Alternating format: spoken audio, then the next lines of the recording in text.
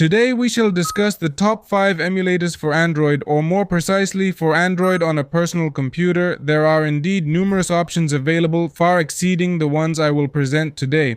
However, today I will focus on the most significant ones, the emulators that are predominantly used and have the most substantial market presence, as more and more emulators are continually being introduced. So on this occasion, we have those that are most prominent in the emulator market. With that said, let's commence. First, we have BlueStacks, an emulator that I believe everyone is already familiar with. One very crucial aspect is that when utilizing all these emulators, there isn't much variation between one and another except for one aspect that I will mention later, but practically all of them promote themselves as the best for playing online or on your PC.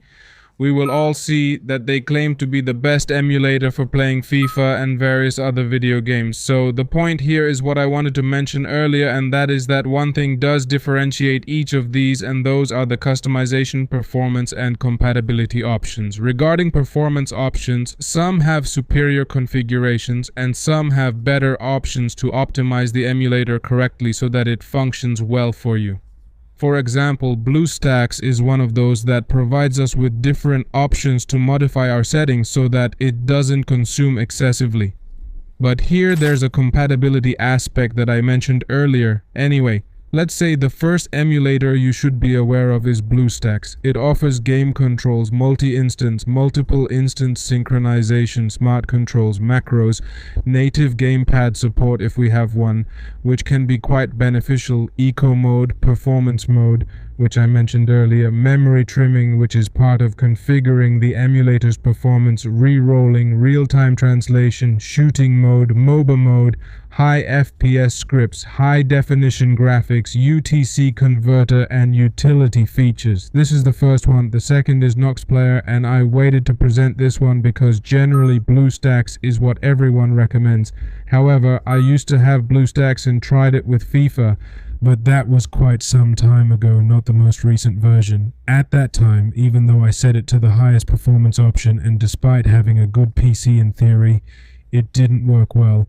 No matter how much I lowered the graphics, configured everything to the minimum for optimal performance, and used all my PC's capabilities, it just didn't work.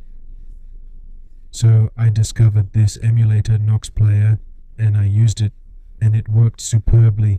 In terms of the performance it offers. Here I must tell you that if you don't have a preferred emulator yet, the idea is to at least try these ones I'm telling you about. Try them all and choose the one you like the most, because in reality these emulators have practically the same features. You can use all the button settings to play with the keyboard, run multiple games simultaneously as it does here, and screen recording, which is another thing. Nox Player has it very much integrated. We also find multi-drive and different information about this emulator. This is number 2. Then this is a sequence. It's like I reached this third emulator, and when I was using Nox Player, everything was working super well, everything was great, and suddenly it started to slow down again. I don't know if the cache or something filled up and everything started to slow down while playing. So I looked for a new one and found Memo Play. However, it didn't work as well for me, but it's an option we have here. As I said, all of these market themselves as the best emulators with the latest Android, with all the latest features updating. Let's say that among those I've mentioned so far, BlueStacks is the one with the most backing and has been on the market the longest. So in a way, that encourages you, because some emulators have come out and died because they were released. The creators didn't support them and they were taken off the market and no longer work. But the first options we've had, Nox Player and BlueStacks, are quite reliable in that regard, even Memory Play.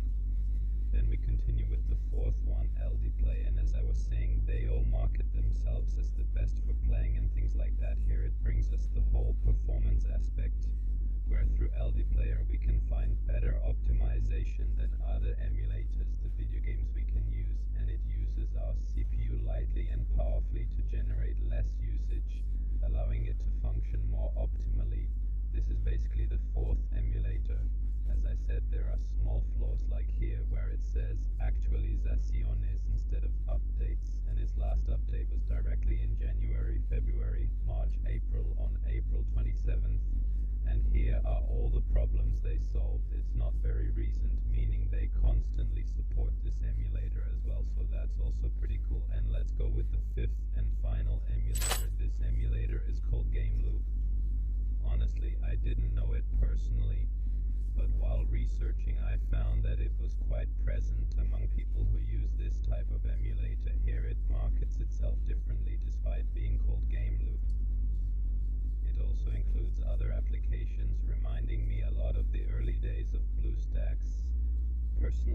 like this one quite a bit because it doesn't market itself as the typical we're the best emulator for gaming and blah blah, but rather as an all-in-one, like having Android directly on our PC in a direct way through its applications and games. So this would basically be number 5, although the downside is that its translation isn't that great. Obviously it's originally in English, but some translations are kind of poor, so to speak.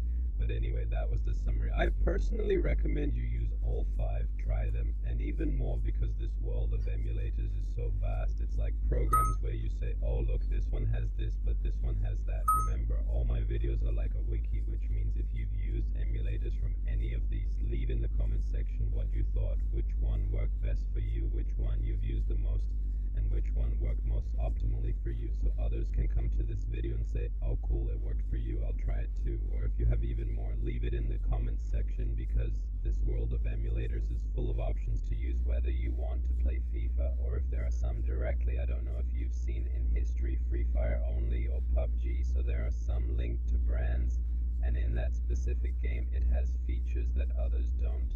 So I look forward to your comments over there. Obviously